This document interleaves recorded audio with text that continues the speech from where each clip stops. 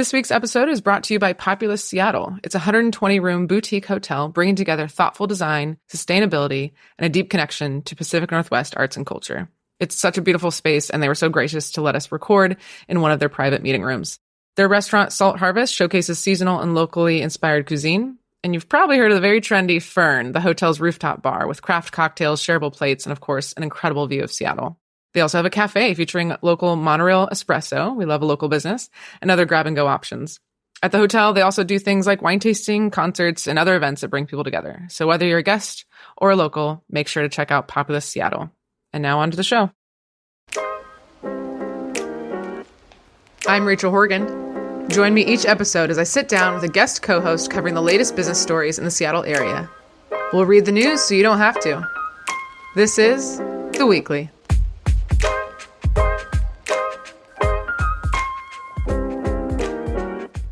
Okay, like you heard in the intro, we are live here at the Populous Hotel. We've got Nick Patry helping me out with audio. Thank you, Nick. And I'm going to introduce my guest right away. I'm sitting across from Laura Marie Meyers. Hello, Laura. Hi. So for those that don't know, she's a soon-to-be world-renowned author, I think. So I think it's such a treat that we're going to get you before I think you're just going to blow up. So a little about Laura. She's an author and a journalist focused on books, trends, and pop culture. She's also an interviewer and event moderator. She's led conversations with actors, experts, and best-selling authors. We were talking about she's on the other side of the mic today. Originally from Chicago, and then went to University of San Diego. Go Toreros. Let's go. Her and I went to college together. She was a year older than me.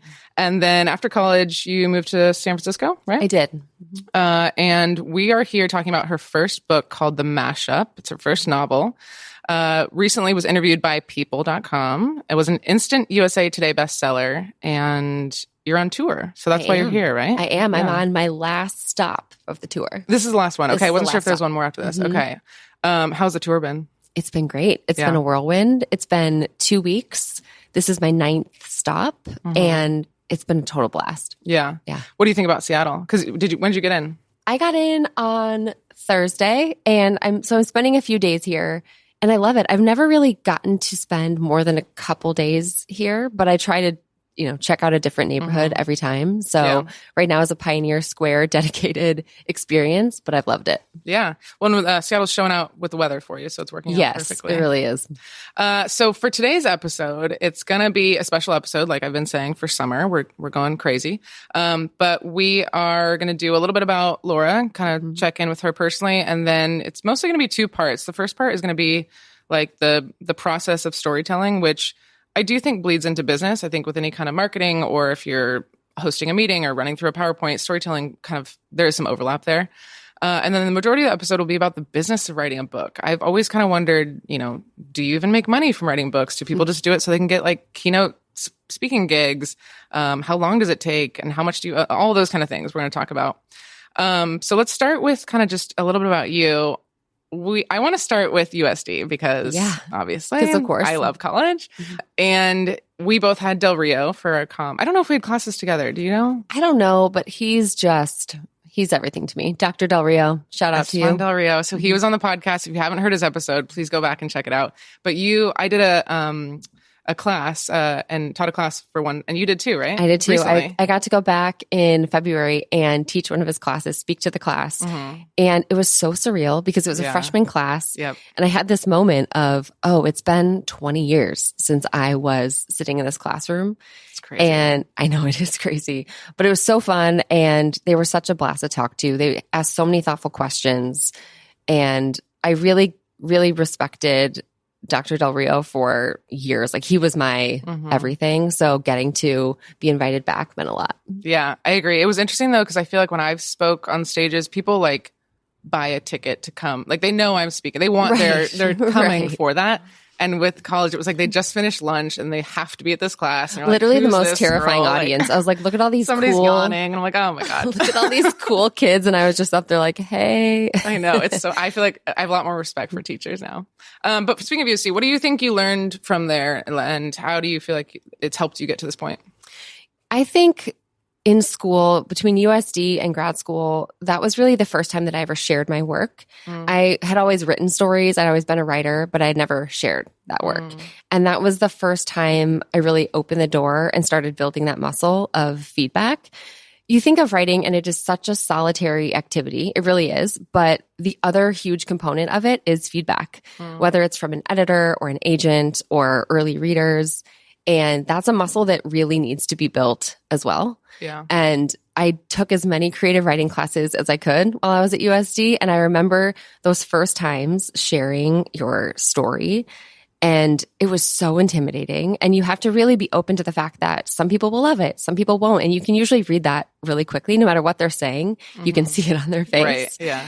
And I really learned that if I wanted to pursue this, that was going to be part of the job. It is not just you at a desk sitting there. You are getting feedback all the time. Yeah. And that was really where I started learning that. So, and in college, you also were writing a blog. It's not online anymore. I looked. It's not. But I was an avid reader, and I wanted to know, I guess, when exactly did you know you could make being an author a career? Like, was it in college when you were writing this blog being like, this is what I want to do? Or was that just like, I'm doing this for fun? I love how you frame this question. I, like a lot of people who write from when I was a little kid, wanted to be an author. That was just like, part of the experience of being a reader as a kid was, oh, I want to do this. But it never felt realistic. It never felt practical. I've always been both of those things. And so really, it wasn't until I went to grad school, actually, after USD, I went to DePaul University in Chicago. Okay. And I got my master's in creative writing and publishing. And even then, it was like, I'm going to get this degree. I'm going to get these learnings, but I will use them someday. Like, it was like, maybe someday I'll get a job in publishing.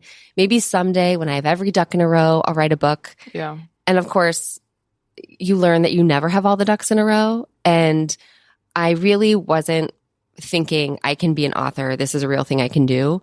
And when I had my second son on that maternity leave was the first time that I wrote a full-length manuscript. And that I really was doing it because I was like, I want something just for me during this time. I want something that reminds me who I am during this maternity leave. And so I started writing. And it wasn't until I finished that full-length thing and proved to myself that I could do that I was like, oh, maybe I actually do want to try to become an author. Maybe like I had so much fun writing it that I was like, maybe this is the time, even though it never feels like the right time. I like that it started with like, I'm going to do this for me. Because I think when people go into it like, okay, this is my new career. How do I make money from this? It becomes harder. Because so much of this is just you. Like, we're doing this podcast and this is like 0.001% of the job. Like 90% of the job is you and a computer. And if you don't love that part, then you really shouldn't do it, because that is the whole thing, is doing it for you. I want to read something. So I journal on my computer, and I still do, but I started doing that in college. And I would pull quotes, and if you look at my Facebook, I have all these quotes like "Carpe Diem" and all this shit. But who didn't? But I would pull things from your blog sometimes. So I went back to an external hard drive. No, you didn't. And I'm going to read a little bit that you posted. It says, I have that giddy feeling you get when you just know in your gut you're doing the right thing for yourself, that you're taking the right path and things seem to be aligning. It's the feeling that's always captured in movies, with the main character flinging open their front door early in the morning, renewed and refreshed, closing their eyes and letting the sun shine on their face as some cheery song or another starts up. Stop. So I just think it was so appropriate because you've been doing this for so long and you've got this book out and you've got it. I hope you have that giddy feeling. I'm dying. That was incredible. That was incredible. So tell us about this book. What's your elevator pitch? What's the premise? Yeah. So The Mashup is a romantic comedy. It's about a 35-year-old millennial woman who's an accountant. She's always lived by the numbers, by the rules. She really plays it safe. And then the book opens on her 35th birthday. She's at her birthday party and a breakup happens, which is not a spoiler. This is chapter 1. Okay. And she really thinks about how she got here. And she makes a wish on her birthday, wondering what her life would be like if she was a little more like the person that she used to be. And she wakes up inside a middle school MASH game come to life. For those who didn't play, MASH is a fortune-telling game. MASH stands for mansion, apartment, shack, house. And she wakes up inside this game come to life. And she realizes that the only way out could be winning over the guy that she's supposed to be with in the game, who is, of course, her brother's best friend. Ooh, drama. I feel like, who didn't play MASH? Nick, did you play MASH? You didn't? I wonder if it was been like a actually girl the thing. funniest thing about this book is the number of times someone's like, oh, what's it about? And I tell them, and it's either, oh my gosh, I loved playing MASH, or what is MASH? Like, there's no in between. Yeah. It is either like, I loved it, this is for me, or like, I have no clue what you're talking about. I learned that we played MASH-O.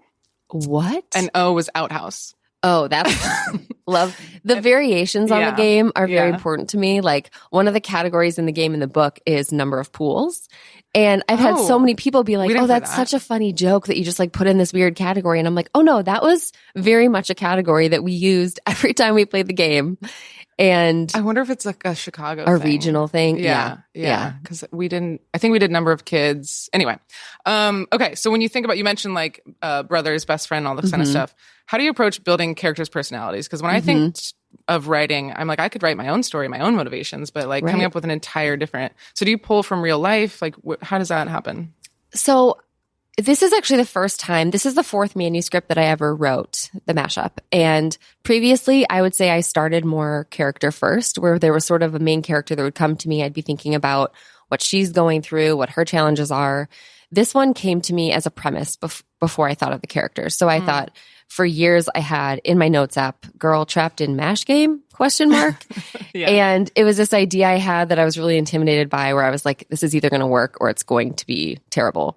But I had this concept, and then the character came from that, because I thought, who would be the last person that would ever want to be trapped in a MASH game? Because it's far more fun to have the conflict of somebody who thinks this is insane than somebody who's just coasting through this experience. Right. So Ruby really came from functioning within the story as the person who would hate this the most. And then the love interest is definitely the foil to her. And I would say his inspiration was really, because this book has so much of that 90s, 2000s nostalgia, I was thinking about those characters from sitcoms in that era who are sort of the like lovable class clown with the heart of gold, like the Zach Morris, the Sean Hunter, the like 90s sitcom neighbor who's just always there and like leaning on the counter and like going through the pantry. He was definitely like, that was the vision. But it all really came from, what does this story and this premise need these characters to be? And is anything in the book from your real life? None of the characters are from my real life, but there are definitely settings. The book is set in a fictionalized version of my hometown. So there are different places within the book. So the boathouse, I lived across the street from the boathouse growing up. And there's definitely different, I've given nods so that people from my hometown will recognize it. But there's no people from it. Probably because you're a talented writer, and I'm like, I'm just going to copy what but I think it would be hard, honestly. I think I would overthink it. If I was trying to write somebody I knew, I think I would overthink it, and I might write them in a way that doesn't actually work within the story context or make the story better. And it always has to be story first. Yeah. I'm taking a screenwriting class. Oh, it's a 4-week class. And I was thinking about, my friend does screenwriting a lot more. And he's like, yeah, I've got this story about aliens. I've got this story, this. And that's always fascinated me when people come up with something so random. Cause I'm like, they're like, what's your story? I'm like, an event planner who realizes she's gay later in life. Like, what? I have no story. So I'm curious to like learn more about that. And I also feel like I go around and I put things in my notes where I'm like, oh, that'd be a good scene in a movie, or that'd be a good scene. So it's interesting that you come up with it. It's impressive. Okay. So I'm a fan of heavy dialogue. Obviously I'm a yapper. But like Portrait of a Lady on Fire, where there was like no dialogue, not for me. I want like Aaron Sorkin. We're talking a mile a minute. We're the same. So how do you approach that in terms of a book, though? You know, like I'm thinking about movies and TV, but like, what do you think about when you're writing dialogue? It is interesting because people definitely have preferences, both as a reader and a writer. And I tend to write more in scene, which is more heavy dialogue. And I think some of that comes from, I am just a voracious consumer of pop culture, TV and movies. And I worked in media, pop culture media for 10 years. So I definitely see, as I'm writing, I'm seeing it more as a movie or show in my head. And it's the dialogue that comes first every time. So the stuff that I'm coming up with when I'm in the shower or I'm driving or I'm walking around, like what I'm actually hearing is bits of dialogue. And that's where the scene starts. It's never setting first. It's never situation first. It's usually bits of dialogue from the characters. And that's how I get to know them. And I would say my whole writing process is very dialogue heavy, to the point that my first draft is almost more screenplay-like, and then I'm sort of building it out from there. I love that because I feel like that's one of my pet peeves, and I'm going to ask yours, but is when dialogue is just used to move the plot forward, where it's like, let's go to the store now. And it's the store that your mom owns. Yeah. But yeah, what's your pet peeve, or what do other authors get wrong, or what bothers you when you're reading other books? Is it like over explaining or not a strong enough conflict? What is that? I would say as a reader, I don't have that many pet peeves. I would say as a writer, I have pet peeves, and they're mostly directed at myself. When I'm reading another book, I can kind of just be along for the ride. Like I'm kind of just like, this is a thing I'm consuming. I'm in it. But when I'm reading my own work, like when I'm reading early drafts, the stuff that I tend to do as a writer is I will write the same feeling 4 times, where it's like, how many ways can she say that this is the vibe right now? Like she's feeling embarrassed. Or yes. And it's like, here's the body language to tell you that. And here's the dialogue to tell you that. And here's the extra dialogue to tell you that. She's embarrassed. And it's like, yep. Okay. Everyone's clear. Yeah. And so a lot of my editing process is being like, I said this 7 times. I only need to say it once. So I have more of a pet peeve with myself. This is probably, something a therapist should talk about. But when I'm reading other people's stuff, I can kind of just go along for the ride. Then that's incredible for you. I struggle with that when I go to other events. And I try to turn it off, but it's hard, where I'm like, that could be a little more efficient. You could do this differently. Yeah. One more question, then we're going to move to kind of like the business side of it. But what's an example of an edit? You mentioned kind of the over-explaining, but is there something that like maybe somebody else gave you feedback? You mentioned from college experiencing that you were like, oh shit, yeah, maybe I should put this on chapter 1 instead of 3 or whatever. So the first thing that comes to mind, I wrote the first draft in the spring in a few months, and I sent this is spring of 2024. And I sent the first draft to my agent. She was the first reader besides my writing group. And she noted, she was like, the brother is a main character and he's pretty absent from the game portion when she falls into the game. And I was like, huh. And at the time, my brother was really sick in real life. And I was definitely going through anticipatory grief at that time. Okay. And my agent very gently was like, I think you might be writing the brother out because, sort of implying like I had kind of skipped this character because I was trying to avoid those feelings in real life.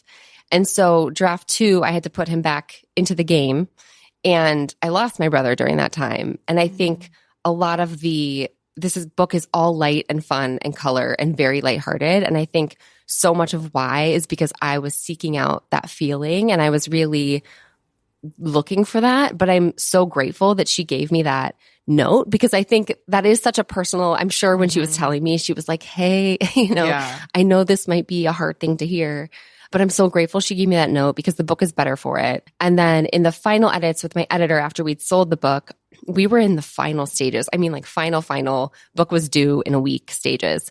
And she was like, so I had this thought about the ending. And what she was basically saying is, I think the climactic moment between the couple, the sort of grand gesture moment, was a little bit delayed. And she was like, I was ready for it a little bit sooner. And this required rewriting the last 2 chapters and epilogue. And like I said, it was due in a week. Oh my God. And she was very like, if this is how you like it, that's fine. I totally get it. But there's this other vision, just saying maybe. And I was like, okay, I'm just going to write it that way and see what I think. Yeah. And I wrote it in like a day. And I was like, oh, she was right. Wow. So the end of the book, the whole last like 30 pages totally shifted in that last few days before it was due.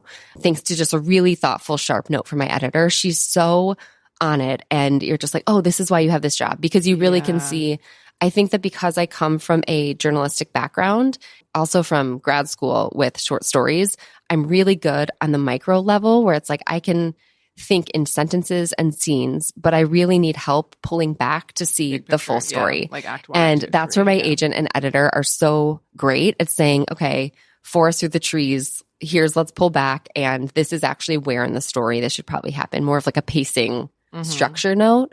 So those 2 things completely shifted the book. And I'm so grateful that they gave those notes. Well, I'm sorry for your loss and thank you for sharing Thank you. that. I think,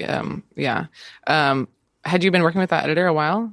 So this is my first book and we sold the book. We've now been working together for a year, but we'd only been working together for a few months. Basically, she bought the book in the spring. We revised it over that summer. Like developmental edits are first, more big picture stuff. Then you go into line edits. And that all together was about a 2-month process, a 2.5-month process between developmental big picture edits and then down to line edits with her. So, well, let's shift kind of into the business side of it. Let's do even more of the process timeline. Take me to like from starting typing first sentence. What big picture? What are the steps to get to here? So like I said, this is the 4th manuscript I wrote. So I want to say that up front because it's different with every project. I think some projects come really quickly and some are like pulling teeth. And that's just true. That's just how it goes. Yeah. This one went really quickly, and that was partially because I forced it. I had this idea sitting in my notes app for years, and I actually had a different book on submission to editors. I'd gotten my agent with a different manuscript. That one was out to editors for a potential sale. And I started writing the mashup as a project to just have fun and stay busy while this other thing was out with editors. And I wrote the first 50 pages pretty quickly, and I sent them to my agent, who usually takes a little bit to get back to me.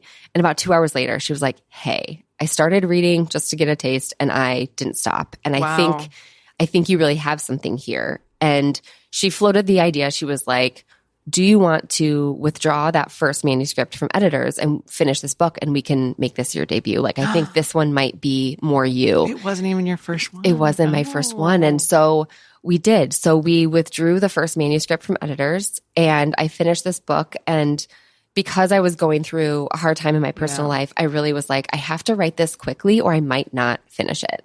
So I leaned really heavily on my writing group. I have a writing group. There's 4 of us. And I was sending them chapters as I went. We would get on Zoom calls for 2 hours where I'd be like, and then this, and then this. How does this sound? And they would kind of help guide me. And so I wrote the first draft of this in about 9 weeks. Okay. And then I sent that to my agent to just get kind of a vibe check, knowing that it was like a rough first draft. And she gave me some notes. I wrote a second draft across the next couple months. And then we revised that a little bit. And then that went to editors in that October. So it was about 6 months from when I started writing the book to when it was on submission to editors. So it goes out to editors, and then pace. An editor like the one you're working with is like, I'll take this. Right. Helps so you it edit goes, it. She sent it out to, a small group of editors based on what she knows they're looking for and what their taste is and who she thinks would be a good partner for me. And some editor, you get a handful of rejections first early on, this isn't for me, but whatever. And I was on submission for a little while, and then you get the first offer, and then you let all the other editors know, hey, we've got an offer. And that's when other people can jump in if they're interested.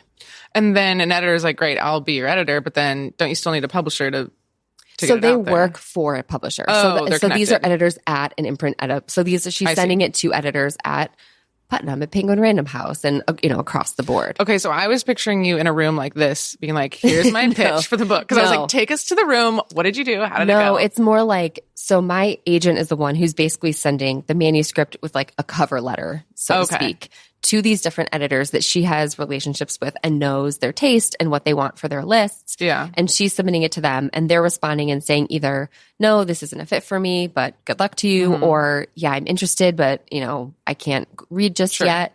And then once you have an offer on the table, that's what comes first, is they'll say, I'd love to make an offer. Here's the offer. And then it's a matter of having conversation with those editors and deciding where you think you should land.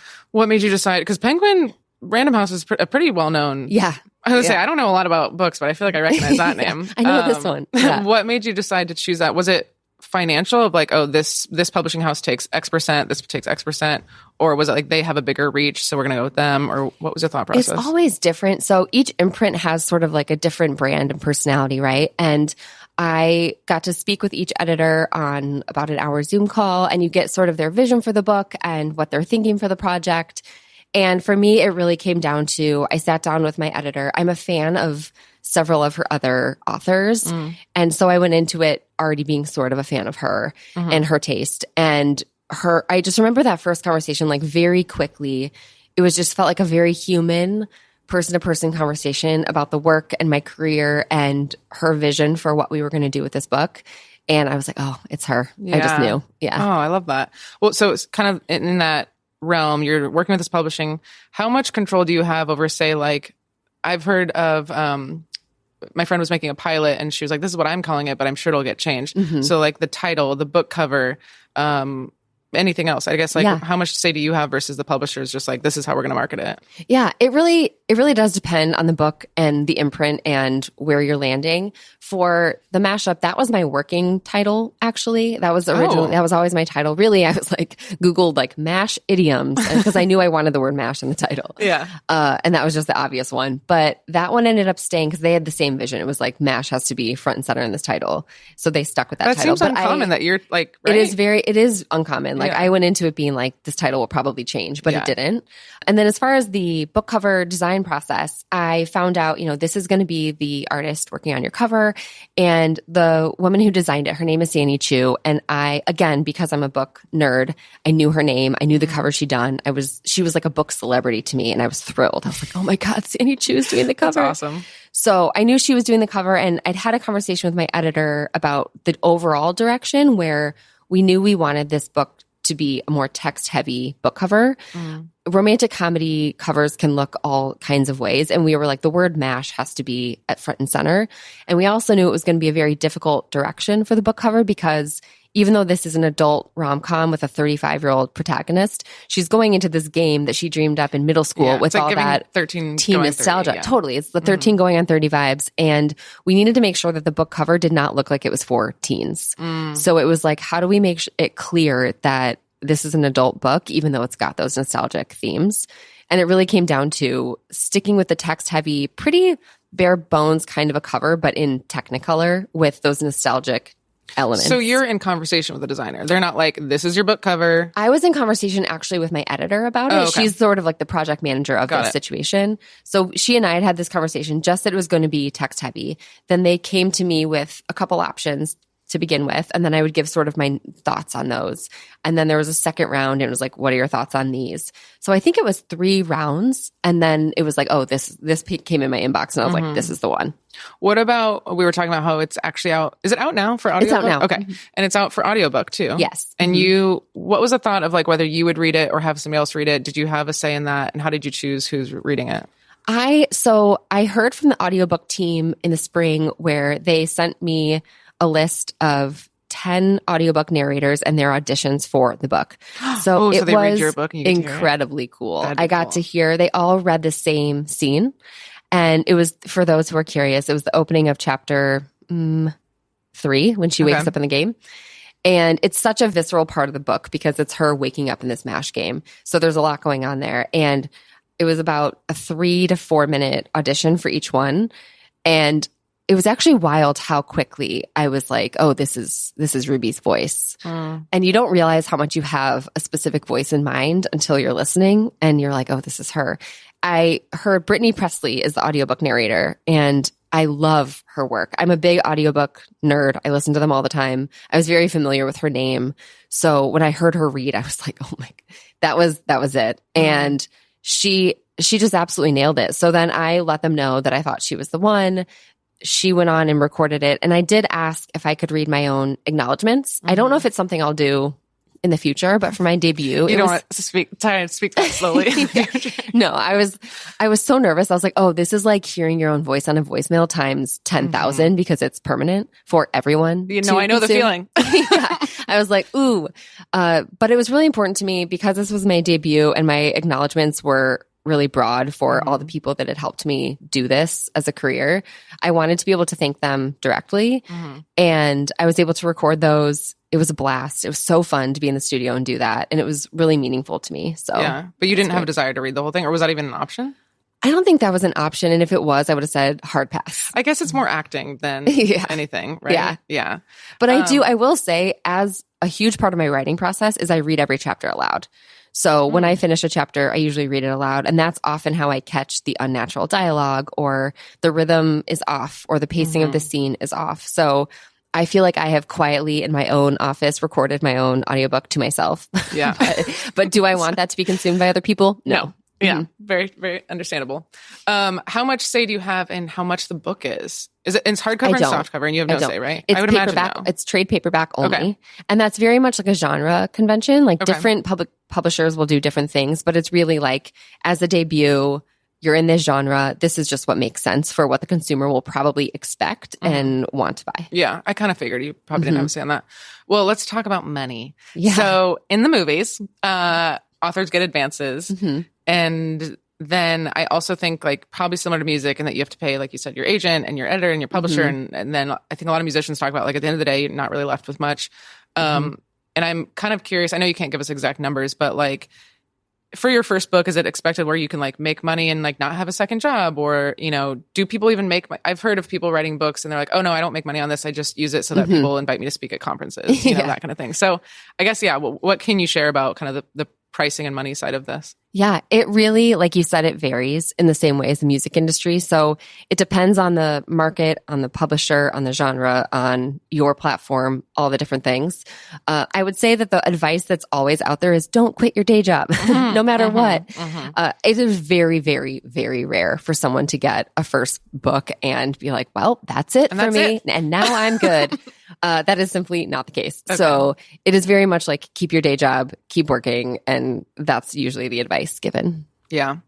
Is there other people I'm forgetting about? Like you, agent, publisher, editor, probably all the marketing costs. So that's all like through the publisher. So it's my agent is the only person on my team, separate, right? So she and I are basically the team working with the publisher, and within that publishing imprint, there's a marketing department, a publicist, you know, all that. So this tour, let's talk about the tour. Yeah. You said this is the last stop. What made you, is it common to do an in-person tour like in 2026? Not always. I was going to say, again, it really depends on the publisher and their plan for the book and what they think works for that story. For this book in particular, because it has such a great 90s nostalgia theme, it's been really fun to do some events with that. Like I had a pajama party theme in Indiana and there's a sleepover theme at another one. So I think this book itself has lent itself to doing more events. I don't know if that's going to be the case all the time, but it really depends on, I would say the romance genre, romance readers just turn out. Like that is a fandom, that is a community, and people are so supportive of the authors. So I think, especially within this genre, that's more popular than maybe in others. Yeah, but you're a new author, so I think there's still kind of a risk of like, totally, you know. So I very much anticipated showing up at some of these stores to two people, and that's okay. I've been an event moderator for years. I've been and as a reader, I've gone to events where there were 4 people in the audience, and those were some of my favorite events. It's true. You get like more. You get a really great conversation. You're sitting with the booksellers. You're all just hanging out. So I really approached this tour as this is just an opportunity for me to meet readers, visit some cool bookstores, maybe meet some booksellers, and have just fun conversations about the community. Yeah, it's definitely a marketing play. Like I don't, you know, I think people know this about events. It's like you're not making money off of this tour. This is really just to like get the word out. Yeah. Right. Well, any reflections on the tour since like, I mean, it was your first book tour, the last stop. What are your reflections on it? I think it's been a combination of, I really thought I'd go to every city and only see faces I knew. Like I was like, oh, I'm going to go out there and see someone's mom and this friend of a friend. Yeah. And it's been really wild to have people who have already read the book show up and be excited to talk about it. I went to one event and these women had made merch. They'd made hats like based on one of the settings in the book and were like fully decked out in like merch they'd made from the story. And I was like, my book came out 4 days ago. So that was wild.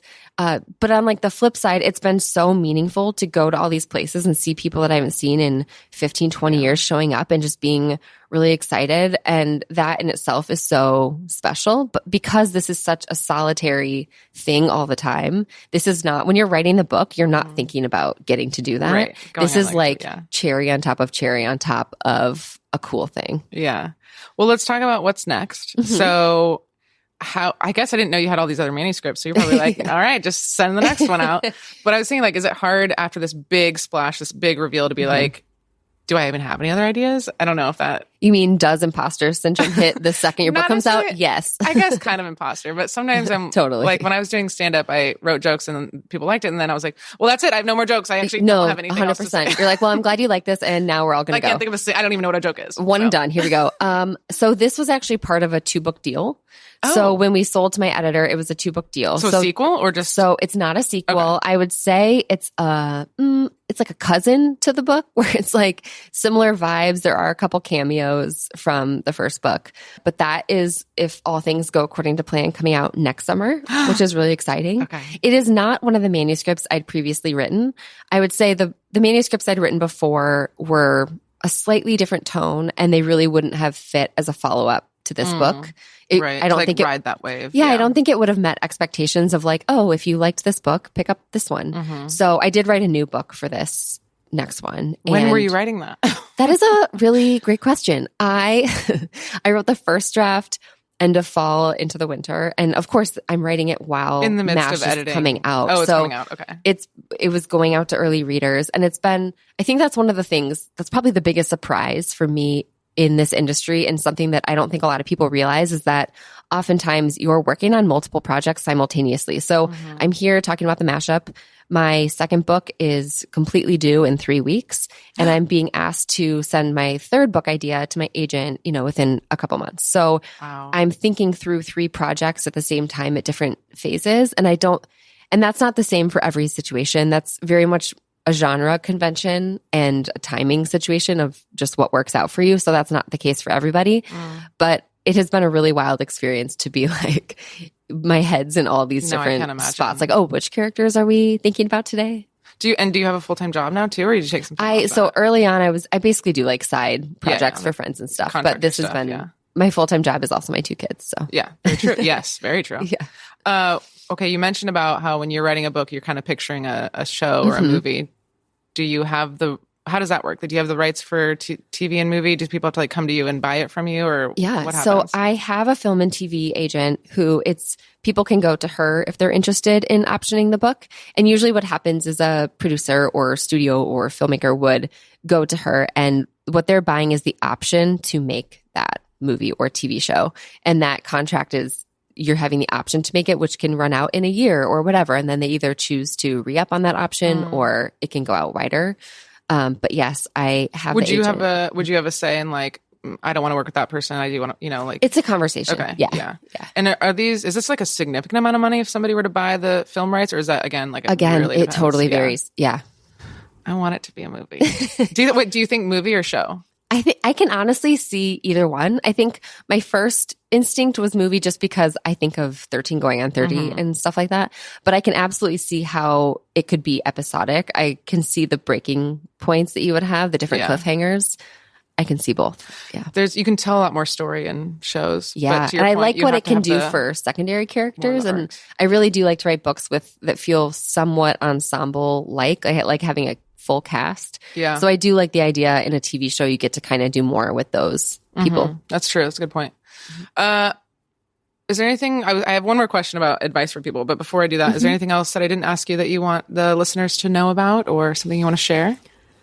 No, I think this whole experience I wrote a book about somebody who, like, the whole theme of this book was who you think you're going to become when you're a kid versus who you actually become as an adult, and how sometimes there's a gap between those visions. Sometimes it's the same, sometimes it changes. And something I've been thinking about a lot is that, of course, when I was young, this is what I wanted to do, but there were chapters in between where I wasn't doing this thing. And I think it's really interesting that sometimes when you're young, you have this vision and it's like, this is the only thing that's ever going to happen. And I think realizing that life is long and that there are chapters, and sometimes you do become who you thought you'd be. It's just at a different time than you might have expected. I know. Who would have thought we'd both be using our Del Rio comm degrees in this way? Full circle. One thing we didn't get to is I saw that you did Berenstain Bears fanfic. Oh, and I ever LOL'd so much on that. But Berenstain Bears, Babysitter's Club. I was taking all these characters and just doing whatever I wanted. That's when I feel like you're meant to be a writer, if that's what you're doing. Okay, we're going to close out with the last question, which is, as this is a business podcast, any business advice for someone that's thinking to write their book? A lot of people listening are probably thinking more like leadership, but I'm guessing more like leadership and corporate books versus fiction. But overall, is there anything that you wish you knew going into this, or something that could help other people? 2 things. I think from a more personal standpoint, there's always this sense of like, am I good enough for this? Does anyone want to read this? Is this the right time? And I think pushing through that fear and that self-doubt is how you actually get down and write it. Because everyone's like, oh, did you sit down and write every day? Or what's the process? How do you commit to finishing this thing? And I think the answer is actually more of an emotional block and deciding like, I'm going to doubt this every day. I'm going to write a paragraph and think it's not good enough every day. And you just have to keep writing anyways, because the first version of whatever you do is not going to be ready. You're never going to, Yeah, you that's have a hard one for me. but yeah, I think the biggest hurdle is always that you have this vision for the book in your head and what you write on the page is never going to match it. It's just not like you have a perfect 10 in your head. You're going to write a 1 the first time. And you have to know that you might actually never hit that 10, but every time you revise, you're inching closer to that. And I think that's a matter of like layering and going back and not being afraid to do it wrong and being willing to put in the work to trust yourself that you can improve it over time. Yeah. I read in one of your interviews, you said you live by the mantra of create something today, even if it sucks. Yes. Or somebody told you that, right? Yeah. I have that in my office. You said you had 2 pieces of advice. What was the second one? The second one is I read a lot of books about the industry. I read a lot of interviews. I read a lot of Substacks. And I think educating myself before I jumped into actually trying to publish was huge. So I think finding people who are doing what you want to do, whether within your genre, and people who are doing pretty much exactly what you want to do, and tracing back those steps and seeing how that they got there before you jump in, because it is a really nuanced industry. Like I said, so many of the answers are, it depends. Right. And I think really knowing what you specifically, what your goals are, who you're actually trying to reach, and figuring out how to get there before you start is key, because it can move quickly once you're in it. And it's better to pre-educate yourself before you're diving in too much. Yeah, that's some really good advice. Well, I could hang out here all day with you, but we do have to go. Thank you again to the Populous Hotel for hosting us in this beautiful room, and shout out to Isabel. Thank you, Laura, for sitting down with me. I know this episode's going to come out on Sunday, but you have your talk here at Beguiled Books tomorrow, so people listening can't attend, but I'm very excited to see it. Thank you. But I'm just so proud of you, and go Toreros, and thank you. This is so special. Thank you. This has been The Weekly, with production assistance from Nick Patry. If you liked what you heard, rate us and write a review on Apple Podcast or Spotify. We love listener feedback, so if you have any story suggestions, comments, or complaints, email us at info@theweeklyseattle.com. Make sure to check back next Sunday for the latest local business news. We'll see you next time.